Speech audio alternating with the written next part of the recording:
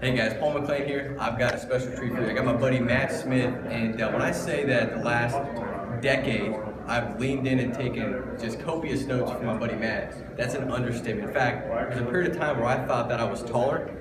As you can see, that's not the truth, but I thought I was because I had leaned in and I listened to so many of his audios. So he's got great stuff. To think about it is one of those objections that the agent, it's the hated objection. Like they hear it and they want to break out in raps and run. So let's talk about that. To think about an objection. How do you handle it? The client says this looks really good, but I want to think about it.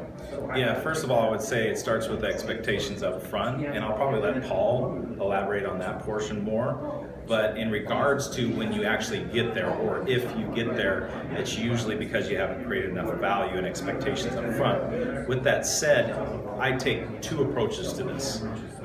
Number one is, are you leaning towards doing it? I'm assuming that you're leaning towards doing it. Is that correct, John and Mary? Yes, so I'm using trial codes. Yes, I'm going to say, oh yeah, we're definitely leaning towards doing it. Okay, great. We still have to get you qualified. So I just need your driver's license. We're going to ask you some health questions and we'll see if you can even qualify. So you're using more of a qualification close when they're leaning towards taking care of it. Word tracks like this also are very effective. Hey, 10 years ago, this is probably a rash decision. Today, it makes financial sense because you've done financial inventory, you understand their overall picture. So now you have to create a sense of urgency and say, gosh, we probably should have taken care of it 10 years ago, but today it makes financial sense. And really you're in a position where you can afford not to take action on this at this point. Would you agree? Yes. Give me your driver's license. The other one that I like quite a bit that's been very effective for me over the years is, okay, do you need like 2 or 3 days or 2 or 3 weeks in regards to making a decision? Everybody, being about 90% of people, are going to say 2 or 3 days, or even a day. And I just say, hey, great, John and Mary, is it okay if I ask you a couple questions right now that you'll be asking yourself over the next 2 or 3 days then? And they say, yes. I say, okay, number one, is it affordable for you?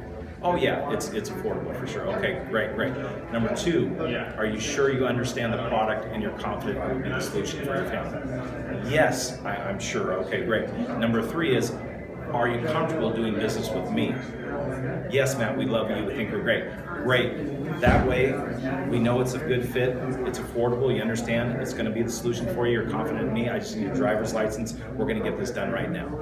And I think you'll see tremendous results into turning people over and just not folding when they say the first no, or learning how to do overcoming an objection like that in different ways, because it's going to come at you different ways. Your job is to try in different ways to understand how that can be effective for your clients. Well, see, and I think to your point, Matt, like success is in the setup. The first way you overcame it, you gave it no merit. Like perfect, grab your driver's license. Like you almost didn't hear it. And see, if you set it up right, like if you're assumptive from the get-go, when you get assumptive at the end, like just give me a driver's license, it doesn't creep them out, doesn't freak them out. It's just, okay, yeah. It almost just like a knee-jerk reaction, and you flush it out with the assumptiveness because you created it in the beginning.